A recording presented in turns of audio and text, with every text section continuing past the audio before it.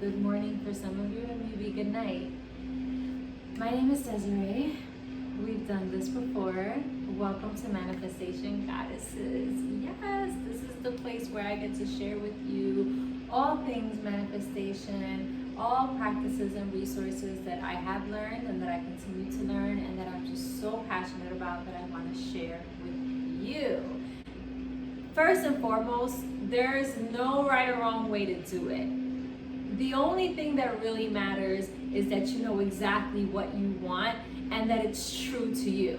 So I figured the best way that I can go about sharing the basics of manifestation would be to break it down into 4 simple steps. These are steps that I remind myself of daily.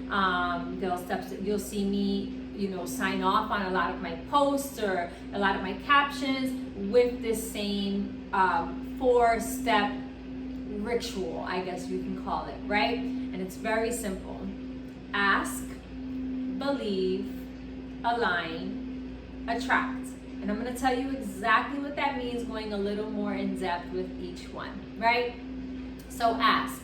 You have to know what you're asking for, and you have to be super specific. The how of how you're going to get what you want is not your responsibility. I learned that from Amanda Francis, who's the money queen. The how is not your responsibility. The when, the where, you can go ahead and ask for those things as well, be super specific, but that's also not your responsibility. The what and the why, that is your responsibility when it comes to the ask, right? The what and the why. Also, who you ask, none of my business, right? Are you asking God himself or herself? Are you asking whoever your higher power is? Are you just asking the universe? Are you asking the angels? You do have to believe, though, that there is a force and an energy greater than you in order for this to work for you. Because how can we pray to something, or how can we ask something of someone or something that we don't believe exists? So you have to believe in that there is something bigger than you, right? Bigger than all of us.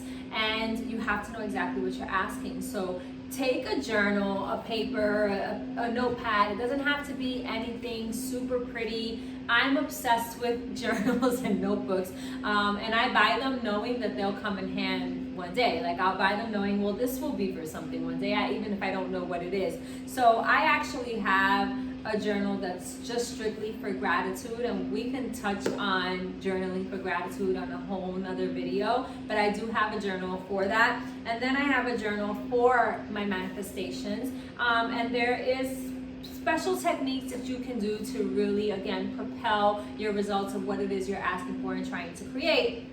But I say just take any notebook, any piece of paper and pen, and just write the what. What do you want? Don't get in your head.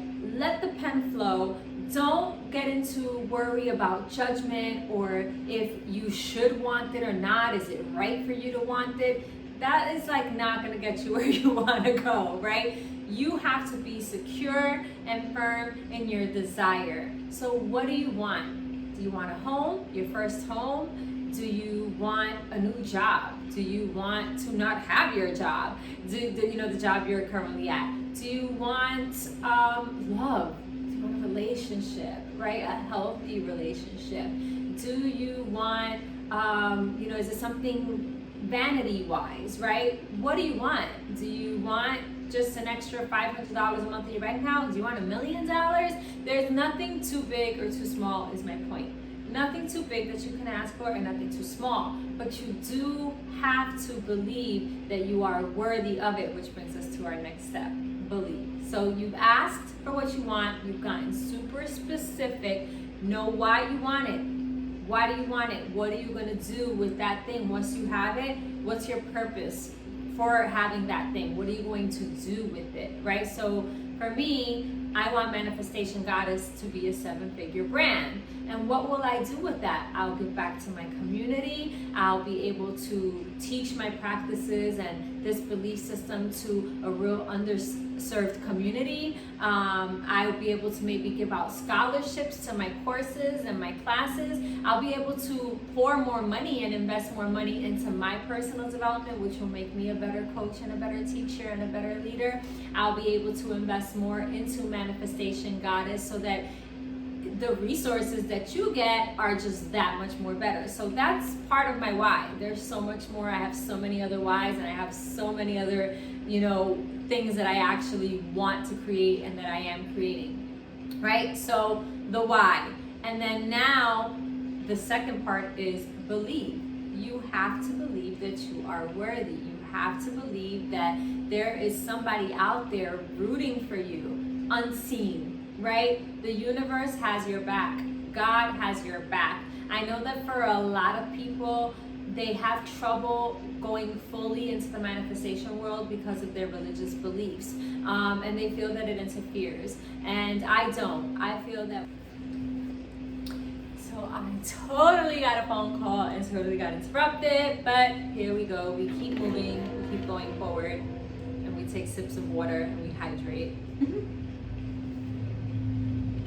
So, belief, right? So yes, a lot of people do feel that it's hard for them to get all the way into the world of manifestation because of the conflict that they feel. And it's a totally self-inflicted conflict in your minds, because it's all about perception. This is your perception, and it's not that it's right or that it's wrong. It's just that you have been programmed throughout your life, through experiences and through what you've been taught by other people, that it is a conflict. I don't believe that. I believe that the things that we want, the desires that were placed in our heart, are placed there by something greater than us, right? They're placed there. I believe in God, so I can say that, but I know that we have a lot of people that believe in different things, and I want to make this as relatable as I possibly can. So for me, I believe that God placed these desires in my heart. Why? Because I ultimately believe that I am a good person and I will do great things with good resources, money and time and people that are helpful to me and serve me. I can do great things with that because I'm a great person, and that makes me worthy just because I am a child of God, just because I am an energy here in this universe that gives love and gives light. That is my contribution. So I am worthy of all of that coming back to me tenfold. That is my birthright. So it doesn't interfere with any of my other, beliefs or any of my other practices, right?